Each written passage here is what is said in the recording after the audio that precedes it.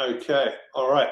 Well, Anthony, good to speak to you as always. And everybody that's here, thank you so much for joining. Hi, Marcus. Good to see you. I can see Tue and Nicholas chatting there. Welcome, everyone. Let us know where you are joining from. Yeah, we have the first SaaStock Engage members only event. So obviously SaaStock Engage members know what SaaStock Engage is, but this is our first time that we're really kind of bringing the SaaStock community together in an annual membership and program to provide I guess kind of opportunities to really kind of grow their networks, connect with peers and also experts in the industry and learn from experts. So good to see people calling in, I guess, or dialing in from New Jersey, Germany, Denmark, Cape Town. So again, kind of showing maybe how global SaaS is and how flat the world is right now as well. Yeah, so today this is the inaugural SaaStock Engage event. Delighted to be joined by an old friend, Anthony Kennada, who is the CMO at Front. Welcome, Anthony. Thank you. Thanks for having me. And I really appreciate you joining us today and being the first, in the series of events that we have lined up on a weekly basis now. So breaking it down much more in bite-sized, content for the audience. And today, obviously, we'll be talking about, or you'll be talking a little bit about brand and category creation, two topics that are really dear to your heart. And then we'll throw it open to the audience to have them have the opportunity to ask you questions. As I mentioned, Anthony is CMO at Front. Recently joined Front this year, right? Yeah. Almost exactly a year ago now. Yeah. Before that, Anthony was almost 8 years at Gainsight as the first marketing lead at Gainsight. I think everybody probably is familiar with Gainsight, but they're the kind of category creators in customer success. Anthony played a pivotal part in that category creation, in the marketing and success of Gainsight. If I'm correct, taking it from 0 in revenue to 9 figures in revenue, which is a fantastic achievement. And going from that first marketing lead to CMO, I think you could be CMO before joining Front.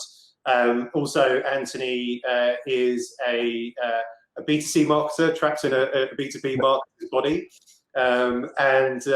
You live in Phoenix, but you are a Lakers fan, if I'm correct. There we go. So you must be happy as the Lakers won some sort of championship in some sort of game or basketball, something like that, right? Something like that. Yeah, no, it's a for sure.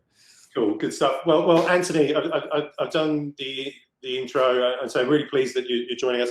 I'm going to leave, and I'm going to leave you to speak a little bit about these two topics, which are dear to your heart, and then Gab will come in, once you've finished speaking about the brand and category creation, and then we'll start to take some questions from the audience.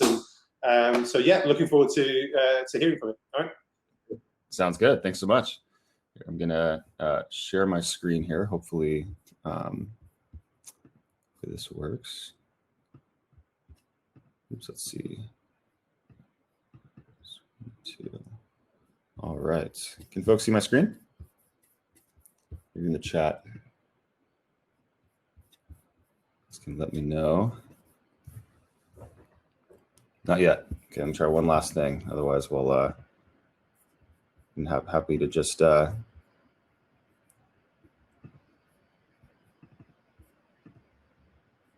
how's that?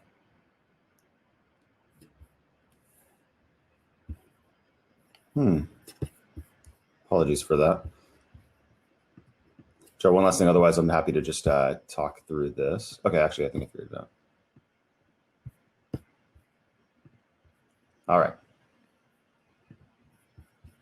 That should do it. Oops. Goodness. All right. Great. So thank you, and sorry again for that technical blip there. So very excited to be a part of this. And I think the reason I'm excited to chat about it in general is, as Alex said, this is a topic that's very near and dear to my heart. And it's two sort of different ideas that we kind of see within our lives as, SaaS professionals, but they're very important and integrated with each other. And it's this idea of brand and why does brand even matter in subscription businesses? And brand itself as a vehicle for creating a movement, creating a new category, a new software category around the product that you're selling. So before I sort of dive in, I can share a bit of the Gainsight story. I wanted to just level set around why does brand even matter? Because for our friends in the consumer world, brand is everything. We think about Coke or Pepsi, right? Monster energy drinks or Red Bull. Brand is so much bigger than just our products that we bring. There's sort of this deep affinity between why we make some of our purchasing decisions and the types of companies that we interact with. So in the B2C world, it makes a lot of sense. Why in B2B is this not true, or why hasn't it been true traditionally? And so my thesis is, for a while, brand has been thought of as corporate marketing, which again is something, it's a great job, great profession, but corporate marketing has been something that, it's a group that maybe works on internal kind of events and programs, owns the swag, might work with the design team on the logo. And that's what we used to think brand is. But the truth is that organization is really sort of outside of the growth equation. They're not kind of connected to how businesses make revenue. And so for a long time, folks said, I don't have time to invest in brand. I need to invest in demand gen. And that's part of the genesis of this. But the reality is that my belief is not only is brand connected to growth, but it's actually the most sustainable lever for growing your company. There's a lot of ways we as marketers can acquire new customers, acquire new folks into our funnel. We can pay to acquire names. We can, exercise some of these more transactional types of ways to get folks to have awareness of our product and ultimately take a meeting. But the reality is, if somebody interacts with some piece of content that you have online, there's some value exchange happening long before the sales conversation happens. You're starting to plant seeds of affinity. They might eventually come to a webinar or a meeting like this. They might, at some point, take a call with an SDR, and you're really building not just a relationship with a customer, but hopefully a customer for life. And so we saw this at Gainsight, and a lot of our best customers, if not actually most of our customers, kind of came through that content and community channel that we built, which is really a function of our brand. The other kind of big part of misconception about brand is that there's a lot of marketing influencers out there saying that you can't measure brand. And I think if you're a CFO or if you're a CEO, maybe an investor on this call, that gives you a little bit of heartburn. And the reality, I found that brand actually has to be rationalized within the marketing funnel. It has to be measured. Now, it may not be direct ARR that's instantly recognizable, but the leading indicators certainly are. And hopefully if I have time here, I can give you some examples of even some silly ideas that we've done over the years, but all of them have their place within the marketing funnel and are part of a conversation I can have with my CEO or CFO on why the investment was worth it. And you have to, because if you can't do this, it's gonna be very hard to get incremental budget to go and do more of your different kind of brand programs. And the other piece is some folks conflate brand with product marketing. Isn't this just like an initiative of the product marketing organization? But the reality is product marketing is really focused on positioning the what, and perhaps like meaning your product. And then of course, who you sell to, what's our target market, what are the right audiences we need to have a relationship with. But brand is an articulation of why. Why do you exist as a company? Why does the problem that you're solving in the market require your content or your products in order to really help make sense of it? This idea of why goes across so much more than just your marketing content. It's the ethos of the entire business. And so although it may be the case that marketing traditionally owns brand, or maybe there's a centralized brand team in your organization, the reality is it has to be bought in. There has to be buy-in across the entire company. You need your CEO to deeply believe and have conviction behind the story we're telling to customers and out to the market and to analysts and these types of things. Your entire your product team needs to be aligned around the why. And so because of this, it's obviously a pretty big, investment of time and certainly a big bet. But the reality too is that it's a long game. It's not something that you might see results in immediately, writing a ton of content, building an online presence, starting an event brand, all these types of things take time. And so for a lot of folks, it requires that patience and buy-in, which is why this starts at the top. You need a CEO that's going to sort of, believe in this and give some tailwind to the different ideas. You need some patience as well. But the important thing is the leading indicators showing up in the funnel is a great way to kind of build that confidence that, hey, this is working. We're getting the right types of folks to engage with our content. We're getting the right types of folks to show up at our events. And that ultimately will help hopefully fuel the future. So these are just some guiding principles that we found based on my time at Gainsight. I'll give a very quick overview for those that hadn't heard of Gainsight. We are a customer success company, and the problem set that we observed in 2013 was that subscription businesses were really focused on closing net new business. And when you went to the board meeting, we had a prescriptive methodology for talking about how we were going to hit or miss the number that quarter. We talked about MQLs. We invented language, SQLs, right? But when it came to post sales, when it came to retention, it was a single line item in the board slide. And that became a bit uncomfortable as we thought of, the very nature of subscription businesses really requiring a focus on retention and upsell just to even validate the business model. So that was the problem that we observed. But now the company website looked like this, and the company was called JBera Software. And so, that story isn't necessarily articulated here, but also, the website probably needed a little bit of work. But the good news was, this was a seed to Series A kind of stage company at this point, kind of right in between. Some pretty good logos there for a company of that size and maturity that are sort of validating the problem set that we had and the early product that we were in market with. So I joined about 2 months after our CEO, Nick Maida, joined. And one of the first things that we did was talk to analysts, which is probably a non-typical early stage company thing. I think we brought some big company bias into our world there. But the idea was, in talking to Gartner and Forrester, we wanted to get a sense of where do we fit in the world, which I assume, a lot of folks, as you're thinking about developing your go-to-market strategy early, that's sort of a big challenge. And so the feedback we got from Gartner and Forrester was actually that we were aligned to some of these existing research areas that they covered.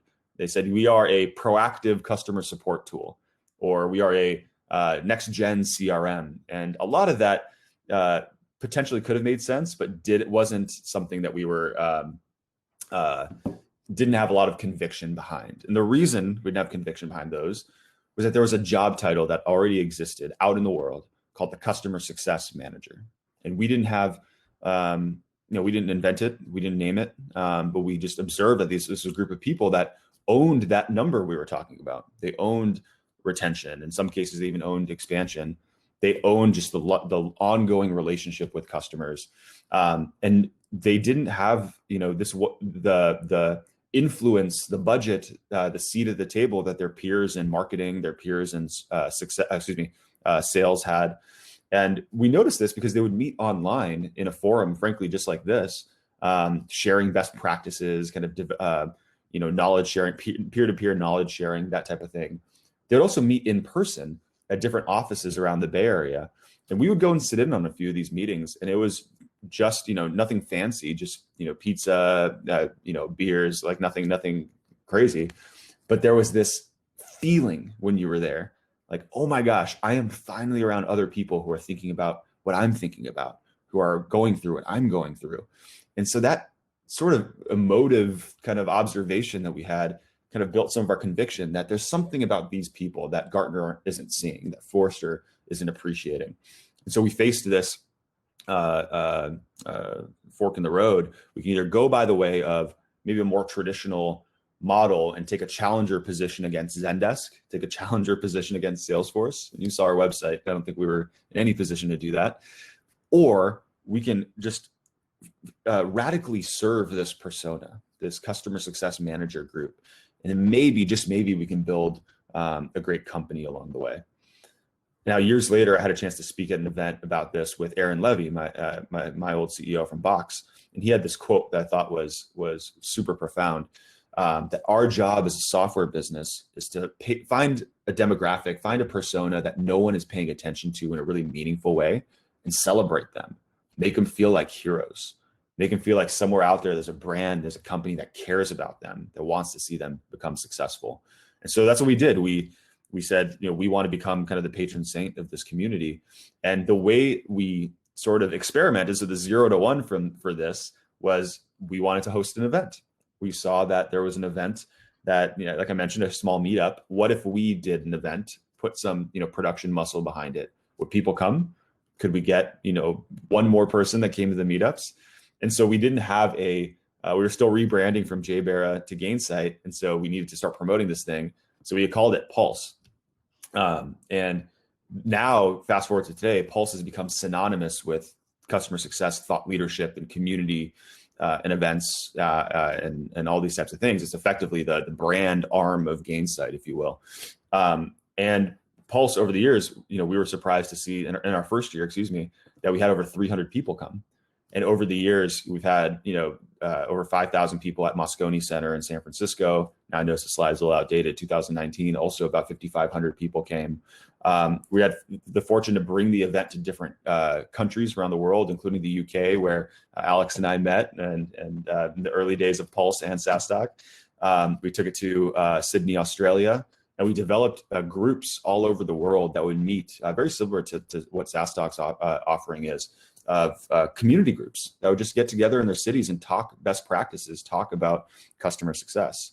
And so I won't spend too much time on slides so we can get to the questions, but effectively, we then evolved that validation of the first event, really confirmed that this was the right path for us. So we built our entire marketing strategy around this. Excuse me.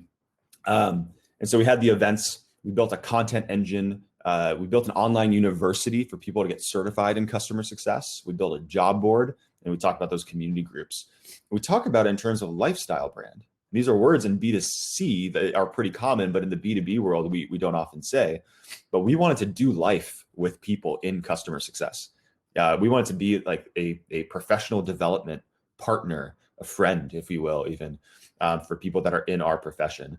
And so a lot of the content that we wrote was, not about our products. A lot of the sessions at our events, the webinar topics, all of these things were about serving this persona.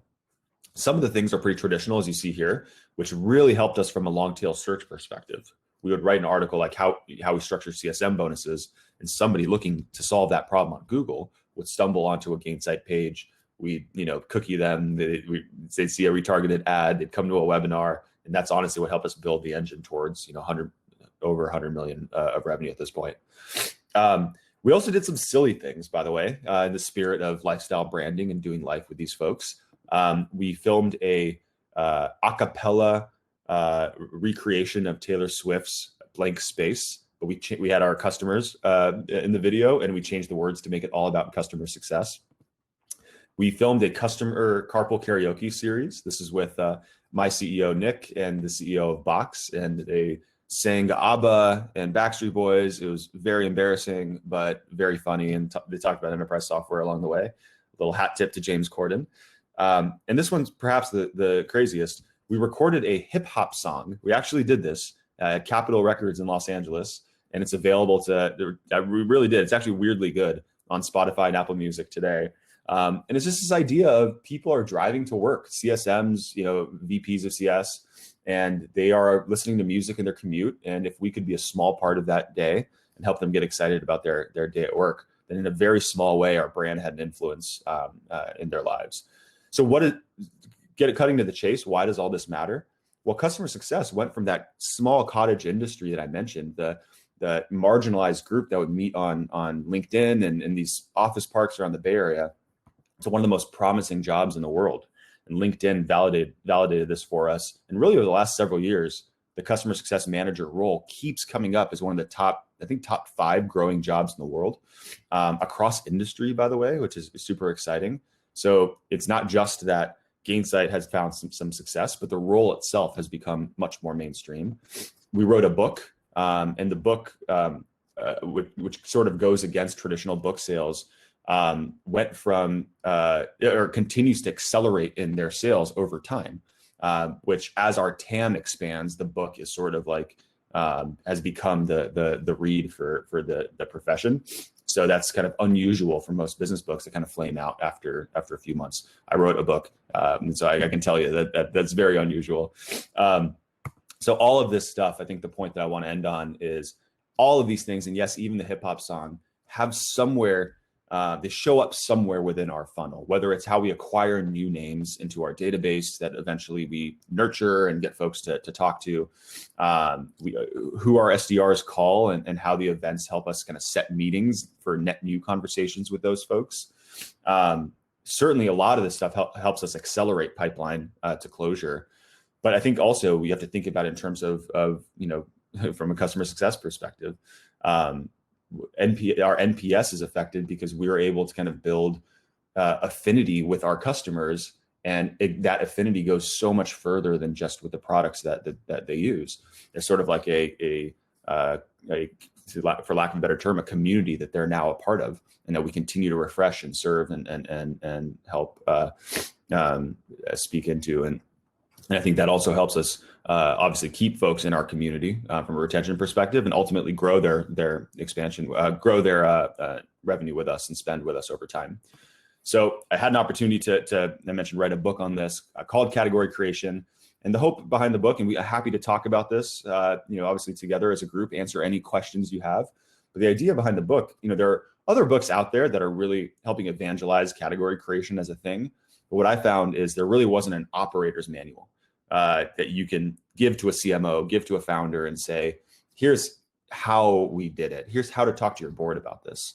Here's how to talk to your CFO about it. Here's why employees need to be brought along for it. The right type of profile of sellers to bring on to a company that's trying to create a category. So all of these things are in the book. But yeah, as you can tell, I'm very passionate about it. So happy to answer any questions you all have on this.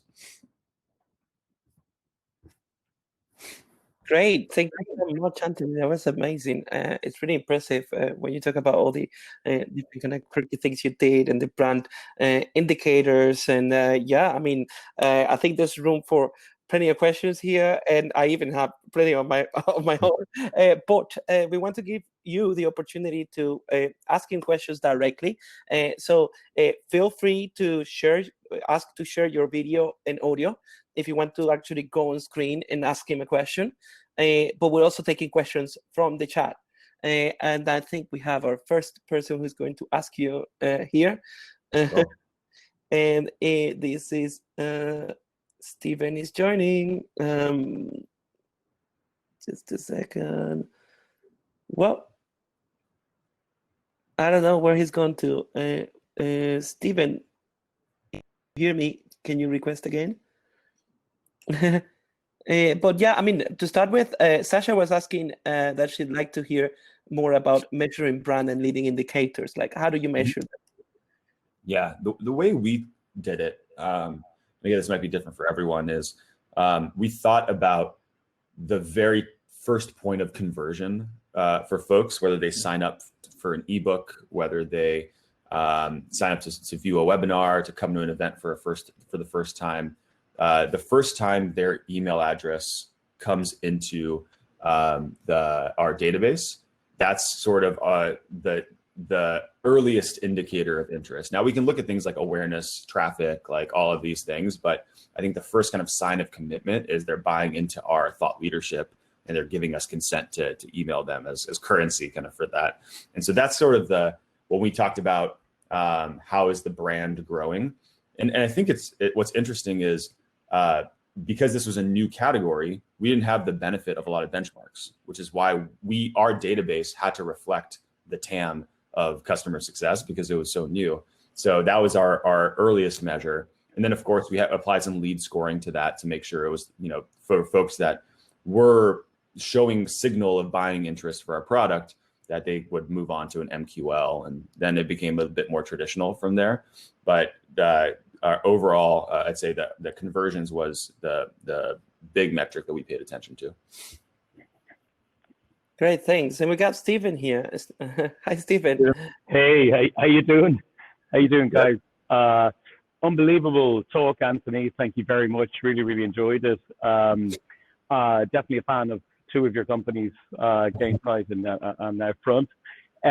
Quick question for you. I was actually part of the first CSM team, which came out of Dublin. Salesforce Dublin started 2004.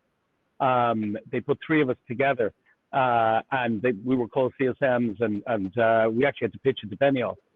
And it was proven in Dublin, and then they did it in San Francisco. You know, one of the things that I did from when I moved from another department in 2004 up to 2007 was I negotiated the deals. So I had some of the largest kind of enterprise deals in EMEA, and I owned the sales number. In fact, I was paid by sales.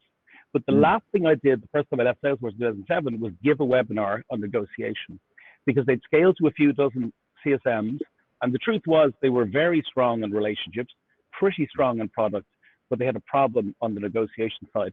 Do you think that was because of the way Salesforce was hiring? Or do you think that's a fundamental challenge for people to be able to balance the two things? I think it's very doable because I've done it. But what do you think?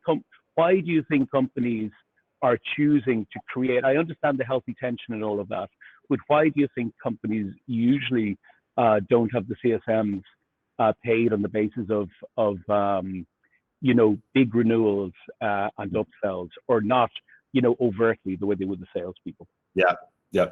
First of all, amazing that you were part of the original team. That's incredible. We should plug you into the folks at Gainsight if you don't know them already.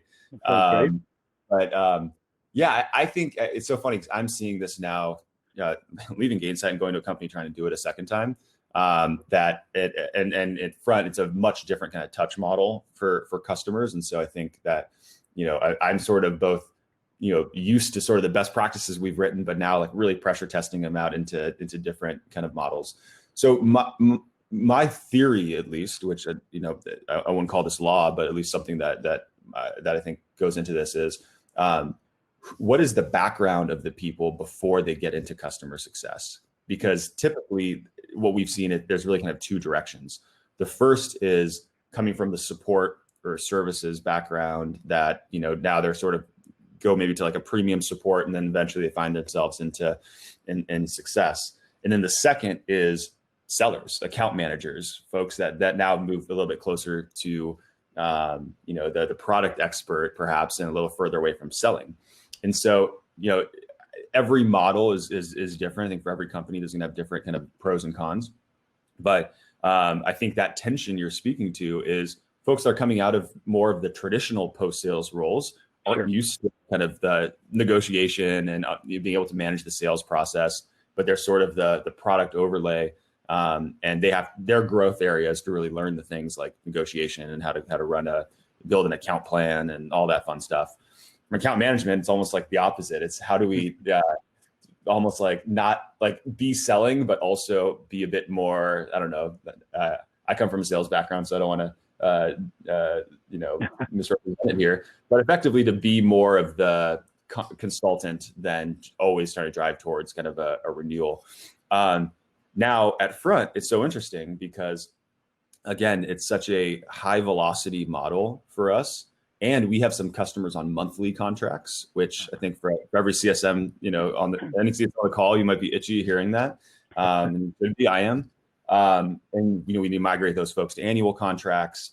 For us, we've made the decision to say customer success is going to be that measured on delivering value.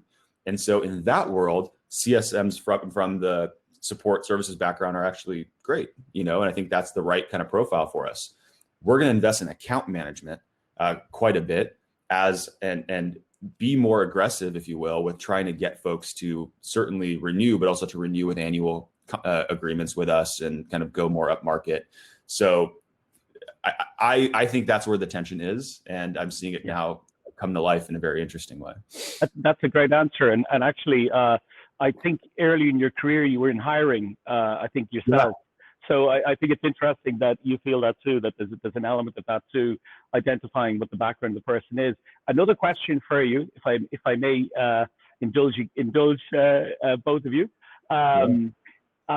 You are now involved in such a different, you're involved in one of the most established categories in software. It's an incredibly broad play. So it couldn't be any more horizontal.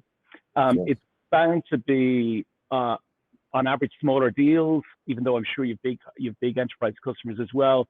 When you moved from being a category creator and having this beautiful opportunity where you could clearly see a gap in the market to something that everyone has been trying to solve, and they're still trying to solve, whether you're looking at Basecamp or whether you're looking at Superhuman, they're all trying to solve it. But you're jumping into this big sea, and you've come up with something phenomenal in terms of making the office more efficient and reducing stress and giving people back their time. But how do you decide who's the first persona in what industry? In first of all, who did you go after first? Because you could go after anybody. And why did you choose? And how did you go about finding that person, that persona to talk to? I love that question. Actually, I have slides, but I won't bore you guys with it. I'll give you a quick synopsis on it. I have slides that I've never actually presented yet because I'm trying to answer your question in like a long form answer because it's hard. It's totally hard, honestly. And 1 year in, we've learned a lot already. But you're right. The opportunity with Gainsight was, yes, we are the patron saint of this community, and we're on stage and we're the celebrities of it and all that, blah blah blah. But it's a community this big, to be honest. Right? That was our biggest kind of issue from a kind of business strategy perspective. Is we were measured on like growing the TAM of this. Tiny. We are now in a world where 1 billion knowledge workers around the world use email, and we are reinventing that, right?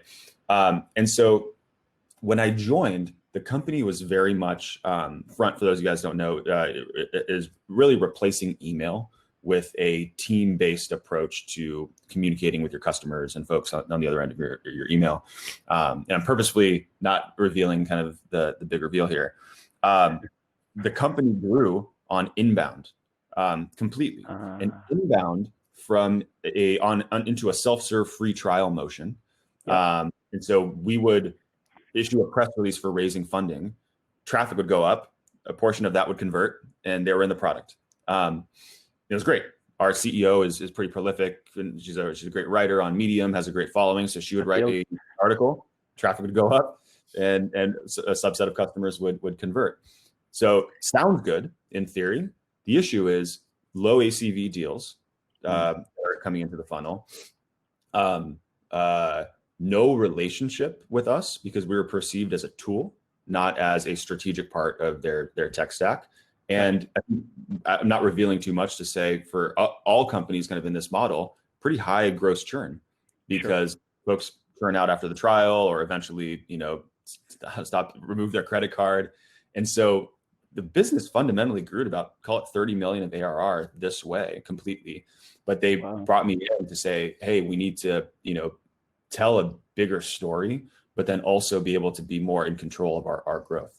So, so what we did, this was now early 2020, I guess maybe right before COVID hit. So call it the last, let's call it 3 or 4 months there before COVID. We wanted to figure out we wanted to answer the very question that you're asking me. And so we worked with an agency that helped us really go out into the market and try to understand the human relationship with work. Because the mega space here that we're all talking about is like the future of work, which is corny and cheesy. But we thought, is there an opportunity for us to differentiate and stand out in this future of work kind of space? And we literally went and we did like the Intuit style, like chair side. So we followed people home and in a legal way with a permission, of course. But we sat with them and like got a sense of, what do you want out of your job? And what the feedback that we heard from everyone was, it's not that I want to be more productive. It's not that I want to be more I don't know, more busy, get more stuff done. That's a means to this other thing. I want to feel like I'm making an impact.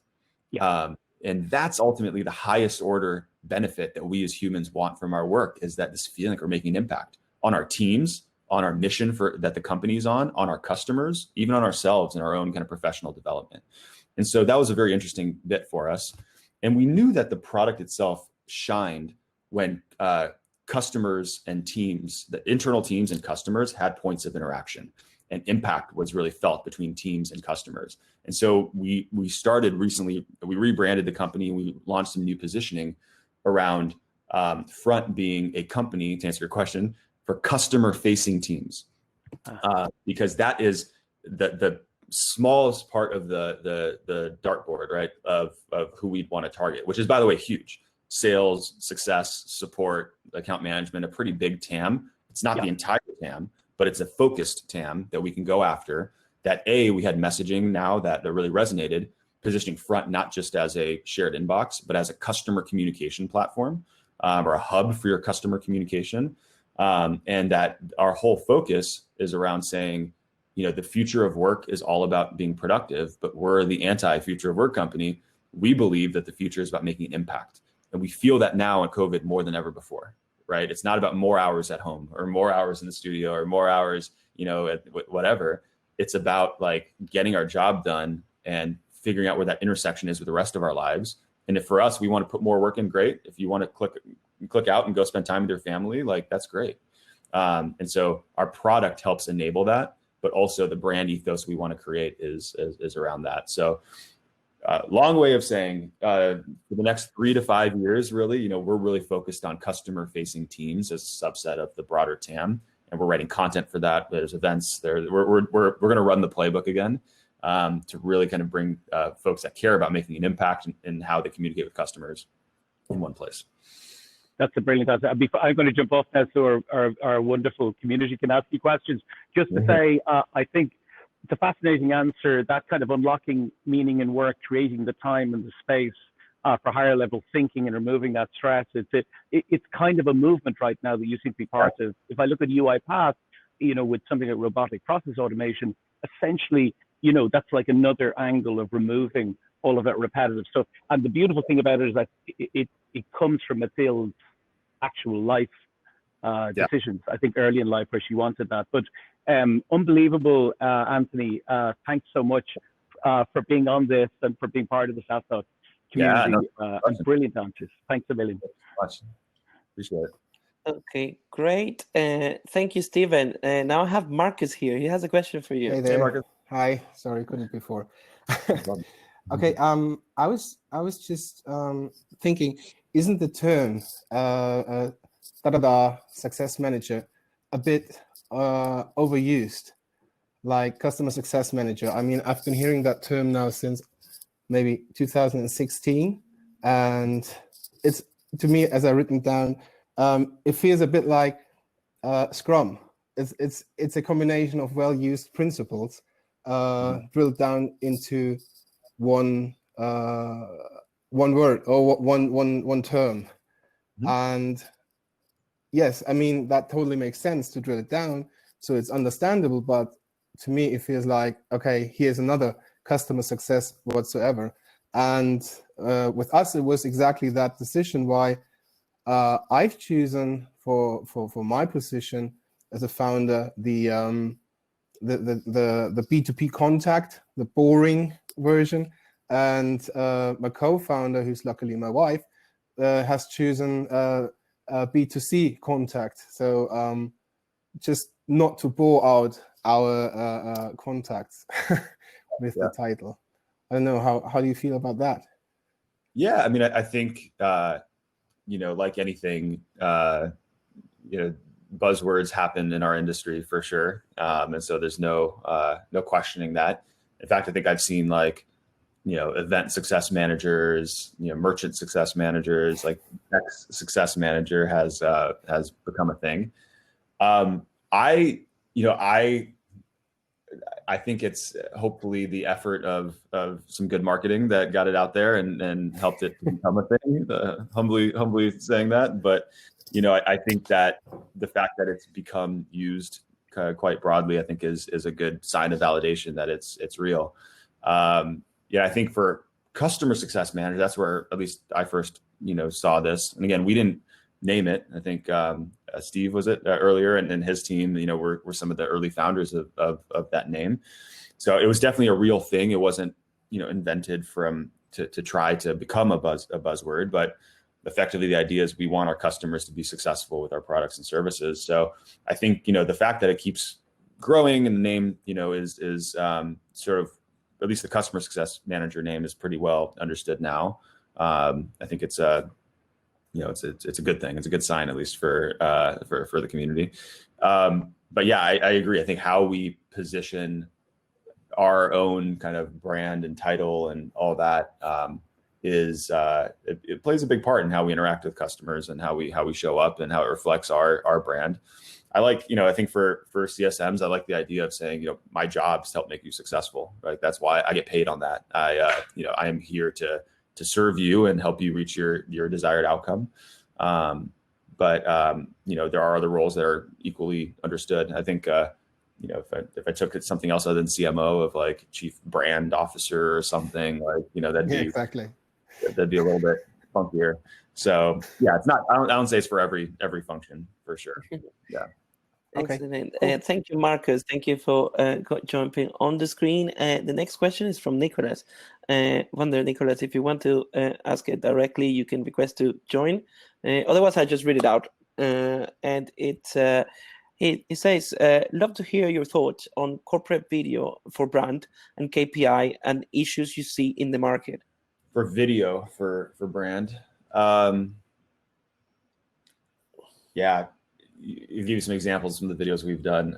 And those aren't just all the ones. Those are some of the brand videos we've done, but we've done, explainer videos for the product. We just did one for front, customer testimonial videos. So I think it depends on what video specifically that you're doing, but I think all of them are critically important because in many cases they give you a face, they put a face to your brand. For a lot of companies, or I would say a lot of companies, I'd say buyers out there care deeply about understanding the why behind your company.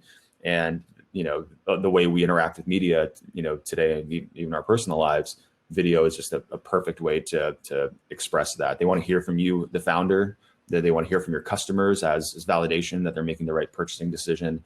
They want to see a bit of your personality, which hopefully you saw a little bit of in those examples. In terms of KPIs, it depends, right? So for the brand videos, we thought about those as an awareness play. So at the highest order, it was views of the video on YouTube. And we would spend some money to get the video out to the right audiences from a paid media perspective. We'd do like a database blast of the video to our install base, share it on social. And so ultimately that was a pretty good signal for us of people that were watching it. But, in that world, it's tough because I think the way you would monetize brand videos typically is some type of YouTube referral link that hits the site that turns into a trial sign up or a demo request form or something along those lines. So that's partially one bit of it. We didn't really, Gainsight being a more of an pure enterprise software company, we didn't care as much, right? We cared more of the feeling that we heard from folks, a sentiment around some of these videos. Hearing our customers say, "Oh, we loved that, a carpool karaoke thing you guys did," so on and so forth. However, the ones further down funnel, we actually locked behind some of them we locked behind a paywall. We used something called Vidyard, a tool that would allow us to basically have a container where folks engage with the video. If they were cookied or, they would see it, but we would get some analytics on it. And that was helpful to see which accounts were interacting with some of our later stage content. If they were looking at customer testimonials, for example, is a pretty good signal that they were looking to validate their thinking on Gainsight. With Front, it's a bit more right now of that transactional model still. We're moving up market, but we care still about driving traffic to the site and getting folks into the trial funnel. And so actually YouTube, believe it or not, is our highest converting channel of every channel that we have. So I think video obviously is a big part of that. And the way we're going to double click on that is we're going to be doing podcasts and these different things, but we're going to film them too, not just audio. And we're going to put them on YouTube to help keep taking advantage of that channel. All right, great. Now I have one question from Rashmi here. How do you balance brand and performance marketing in SaaS businesses, and how to balance the budget? Yeah. Any thoughts on that? Yeah. This is, I think, the part that I want to make sure is sort of clear. Like, brand is performance marketing. It's just the ethos of what you ship from to drive that performance. So it's the ad copy, it's the content asset on the other end of the ad copy. Are you leading with why? Are you leading why this matters? And then, once the snowball starts rolling down the hill, are you building content to talk about how to do it? How to, I shared a few examples, how to hire your first CSM team, how to build your first conference, whatever market you're in. Content that is not about, just a buyer's guide for customer success technology, the Forrester, wave, like all that stuff's important. But I think the idea is leading with some of this other content, because what you find is you're widening your aperture. You're getting folks that aren't in market necessarily for technology to start paying attention to this problem that you're talking about. You're getting folks to self-identify and say, I feel that too. Oh, that's interesting. I read a blog post about that. Or, oh yeah, I just randomly joined this webinar or this, virtual event. And everyone was talking about that thing that I'm kind of struggling with. They don't have budget right now to buy your product. They don't have technology. They don't have perhaps even budget allocated to buy this category of software. But you're starting to pull them into your universe. They're now subscribing to your newsletter, and they're interacting with that content. And who knows, they might go in and justify that investment in product and come back and become a lead. There might be an outbound call that goes into them that is a lot less cold, because they would have heard of you and heard of your company, and has a increased chance of conversion. They might leave their job and go to another company where now they're responsible for doing the search for product. So it's a long game in that way, but it's critically important. And what you're able to do is effectively, again, better, have higher close rates, perhaps higher ASP, but then more loyal customers on the other end of the transaction too.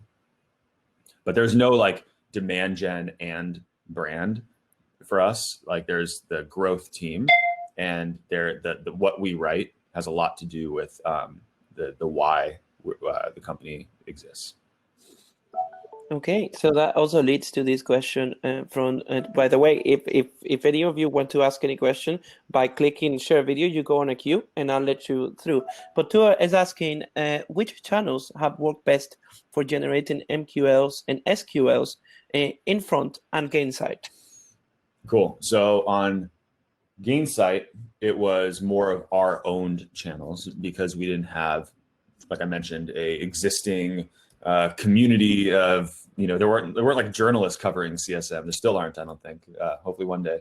Analysts, didn't have, Gartner didn't have a Magic Quadrant for customer success. So we, through the efforts of the initial Pulse conference, and then the virtual follow-up, and then an online kind of blog that we had built, all of that stuff turned into our biggest channel. So content, events, and then ultimately website. So, demo request forms and that sort of thing, which I think we traced to either of the first two, really.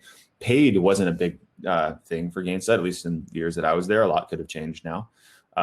But paid, if anything, as a function of amplifying account-based tactics. So we might write a piece of content for a specific industry, then spend money on LinkedIn to get that exposed to our buyers within that industry. So it wasn't trying to boil the ocean from a paid perspective, where it was more targeted type work. So that was pretty helpful for us.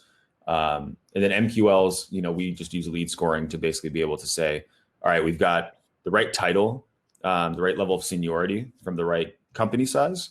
And the sort of, the demographic kind of part of the lead scoring. And then they know who we are, right? They've engaged with us with our content, or they've been to our events. And ideally, you have somebody that is high in both of those areas, and we have progressed those forward. The other part that's interesting is, or at front, it's very different. So I mentioned PR. Weirdly enough, PR is a huge channel for us, and then our founders' content as well, through Medium mostly. And we spend a lot on paid. So we actually do quite a bit of defending our own keywords. And then I think that hopefully there aren't any front competitors on the call, but like eventually what we're going to be doing is casting a wider net by spending money from both an organic and paid perspective on use cases. So right now we're really spending a lot of money on shared inbox, which is our historical use case, and front, and then a few other kind of keywords. Obviously, all of this information is public, but we want to really drill down to the use case level. So as people are searching for a problem, I have email overload. I need to triage email, whatever those use cases are. They'll find a way into front. And events are pretty new to front. We started doing virtual events. We started doing events, and then we're doing virtual events. But I think we're thinking about a lot of those from an industry perspective. So if we want to sell to software companies, which we do, we're going to be a big part of SaaStock. If we want to go do sell to like the logistics industry, there's a conference called Freight Waves that we'll go be at. So it's new for us. Obviously, 2020 happened, and we're mobilizing and changing path. But that's kind of I think the primary modes for us. Great, thanks. Now I have Remco joining in with a really good question there. That was quick. So apologies in advance if there's a lot of kid sounds in the background, because my daughter is angry at her brother. Don't really know. So there might be noise. So yeah, I know that you know Untitled a little. And so you probably also know that we're trying to somehow also redefine a little what people think about when they are talking about an online community for customers. And my question is related to that. So how would you go about a choice between trying to redefine an already existing category and defining a new one? Yeah, so that's sort of the pickle we were in at front, because we could have said, we can redefine. In both cases, we're somewhat redefining, but we could have either said we're going after email, in which case Gmail and Outlook, like massive kind of giants there, and then there's a big graveyard of companies that have tried to do that before. And so, we could have, really had the conviction, said we're going to go do it now and redefine email. We're carving out call it subcategory that we're calling customer communication, but I don't even know if that's something we created necessarily, but we're sort of carving it out and trying to define it. And the reason, the reason we're doing it is, it's noisy. And I think for all of us, whatever industries you're in, it's noisy. And we want to own something, and we want to be able to be the brand that's known for something. And so that's the why. But the underlying tactics, I would submit, are exactly the same. So whatever you call it, the need to create content around it, to build, in your case for sure, community around it, and host the events and all that sort of stuff.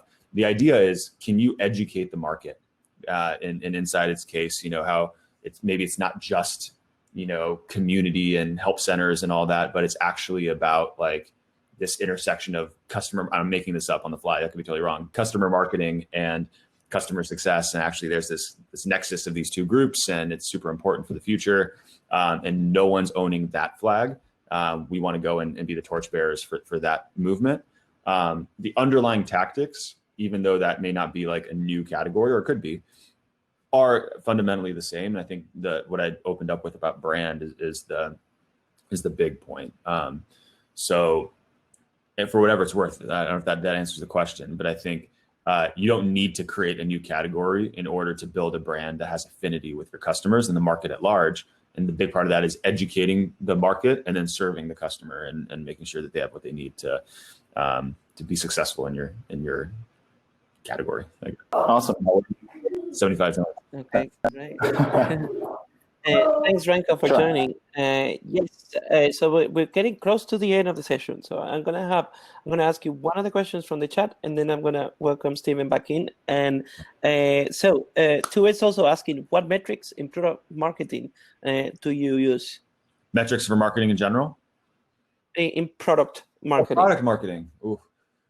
Product marketing is the hardest job in marketing, I think. It's so difficult because the answer is nuanced. It's sort of to give you the aggregate product marketing one is like putting a bunch of different metrics together that seemingly don't make sense. But I'll give you a sense of it. We have a technical product marketing team who's measured on adoption and launches and the ability for those launches to reach our customers effectively, right? So that's sort of more aligned to product outcomes in general, and we try to measure those. Adoption of those new features that we're launching it could be another kind of big metric there. Then we have our go-to-market product marketers who are measured on win rate against competition, as well as a pipe to close conversion, because their job is obviously both to ensure we're selling into the right markets and all that, but also to help support the sales organization in closing deals. And so that's a big measurement there. We have a customer marketing team, so Remco would appreciate, who needs to stand up an online community here next year, that is measured on engagement from the customer base on things. And we've launched our own community, not a community, but not from an underlying technology perspective, but called Front Insider, which is we're doing things like webinars and specific content and newsletters for our customers. And so getting customers to engage with that is a big part of it. And then we have a vertical marketing team, which is measured on pipe creation in our new verticals that they're responsible for. So our poor head of product marketing has to somehow be measured against all of these things. And so the best way I could come up with summarizing it, which is not great, is to make it more OKR based, and then to have them be have like a partial kind of variable comp around hitting the number that quarter. So it's not perfect, I'll admit. So there's more work to do on that one. Okay, great. And now Stephen is coming back for one more question. Oh, just a really quick. Thank you so much, Gabe. Just a really quick one for you, Anthony. My ears kind of tried to burst out of my earphones here when you mentioned that your top of funnel, the best source is YouTube for front. So yeah. I just had a quick look there, and I looked at your channel, and then I just plugged in Mathilde, and I could see Mathilde doing YouTube interviews on lots of very large communities. Two questions for you, really. Mathilde has a similar relationship to front as maybe Branson has to Virgin, in that she has a big brand, right? Even compared to her own brand. So my question is, if I look at Twitter, I look at a few things, are you getting more leads from Mathilde interviews with all these other big channels than even from your own front channel? Yeah. Historically, the answer is yes, because everything that anything that you see for front that's new has come out in the last 30, 45 days. So we rebranded and the company. I couldn't have, but now I understand. Yeah, at the end of August, basically. So new logo, new website, new content, all that sort of stuff. We have a new editorial site we built called Front Page, which is meant to be the front page news for folks at work. So all of that is coming, and Mathilde is crushing us right now from a brand perspective. Yeah, and so, but by the way, it's a superpower. If we're able to harness that and keep investing in her brand while also doing our stuff, it's gonna be great. So she has a video series she's launching soon called Leading from the Front, where she's interviewing different CEOs kind of in her network. And so we're going to keep investing in her quite a bit, because I think the point you're making is a good one. I think a lot of people care about Front's brand, kind of, but it's really the people behind the brand. And Mathilde is incredible, and we want to keep kind of leading with her as much as we can. That's great. Thanks a million, Anthony. Okay, perfect. Thank you, Stephen. Okay, so before we finish, I might ask you one of my questions. Yeah. I've been building community with SaaStock, and as you know, well, this is the first of hopefully many of these more intimate sessions that we'll be doing weekly. We have the membership going. I'm very impressed with how you said when you built polls and how you started kind of building a job board and then a university. So what was the process from the beginning to say, look, we're ready for the next one? Like, building layers on top of what you already built. Yeah. It's not a scientific answer, unfortunately. It's more art than science, I think. We'd have an idea. And then if it was, as long as it was like somewhat, fiscally responsible to do it, like we would challenge ourselves to do it. And we knew that we couldn't like overcommit, but we built a bunch of content. And so we said, why don't we just take all this content and put it together into a LMS platform and position it as a certification platform for the industry and launch it. We did our first conference. We did it in a Q2, and we were going into the summer and a tough season to generate a bunch of leads. And so we're like, let's just do another conference as a joke. But that turned into a virtual event that was a lot easier to produce and drove, a lot of stuff as well. Meeting Alex in London, like we had no business doing a conference in the UK. There was probably 40 of us at the company at that point, 0 customers in the UK. But we knew that if we didn't go, our competition would. And so we'd be the first one to plant the flag. And so a lot of this stuff wasn't backed by data. It was backed by intuition, ambition, and a little bit of recklessness, I think. So yeah, and I guess also listening to what your members, your community are saying, what they need. Yeah, for sure. I mean, I think all of that came from a poll, right? And the poll in London was we had a lot of folks in the UK and Stephen, very much like Stephen, who are in the profession and they'd heard about this pulse thing happening in the US maybe and wanted to do an event. And so we came and did it. So certainly listening to customers is a big part of it. But then I think the point I'm trying to make is that having the courage to do it, even if it doesn't all make sense at first. Okay, great. Well, I think we're now out of time, but this was a really good session. So, yeah, I'd like to say thank you on behalf of all the team and all the members for taking the time to answer the questions. And thank you everybody for attending today. Yeah, I'm looking at the book you said there. Maybe we can do a book club someday. Yeah, sounds good.